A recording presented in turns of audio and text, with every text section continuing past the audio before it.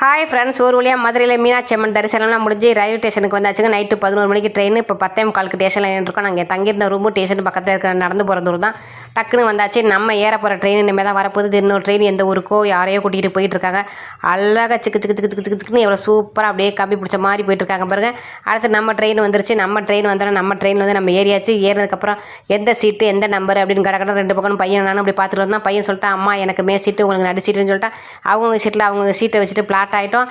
காலையில் பொழுது விடிஞ்சதுக்கப்புறம் எங்கே இறங்குறோம் அப்படின்னு பார்க்கலாம். ரொம்ப நாளைக்கு அப்புறங்க காரைக்குடி பட்டுக்கோட்டை அந்த 2 ஊர்லேருந்து வந்தாலும் எக்மோர் தாம்பரத்தில் தான் இறங்க முடியும். பகலில் வந்து மாம்பழத்தில் ட்ரெயின் நிற்கவே நிற்காது. அதனால் அங்கே தான் நிற்காது. இப்போ மாம்பழத்தில் நின்றுச்சு. மாம்பழம் ஸ்டேஷனில் இறங்கியாச்சு. மதுரையிலேருந்து வந்த ட்ரெயின் மாம்பழத்தில் கபால் நம்மளை இறக்கி விடுச்சு. கட கட கட கடன்னு போயிட்டுருக்காங்க. பாய் பாய் அப்படின்னு சொல்லிட்டு அவங்களுக்கு பாய் சொல்லிட்டு அப்படியே ஸ்டேஷனுக்கு நடந்தே வந்து மேலே ஸ்டெப்ஸில் ஏறி மறுபடியும் கீழே இறங்கி இந்த ரயில்வே ஸ்டேஷனில் இந்த படி ஏறி இறங்குறதாங்க பெரிய வேலையே. அதெல்லாம் சமாளித்து வந்து ஆட்டோக்காரங்க இங்கே வாங்க இங்கே வாங்க இங்கே வாங்கன்னு கூப்பிட்டாங்க. அப்புறம் அவங்களையும் சமாளித்து ஒரு வழியாக புக் பண்ணி இந்த ஆட்டோவில் ஏறி உட்காந்து அப்படியே கேட்க நகர் வந்து நெசப்பாக்கம் வந்து நம்ம பிள்ளையார் கோயில் நம்ம வீட்டுக்கிட்ட வந்துருச்சு. ஓகே பாய், வீட்டுக்கு போயிட்டு பார்க்கலாம்.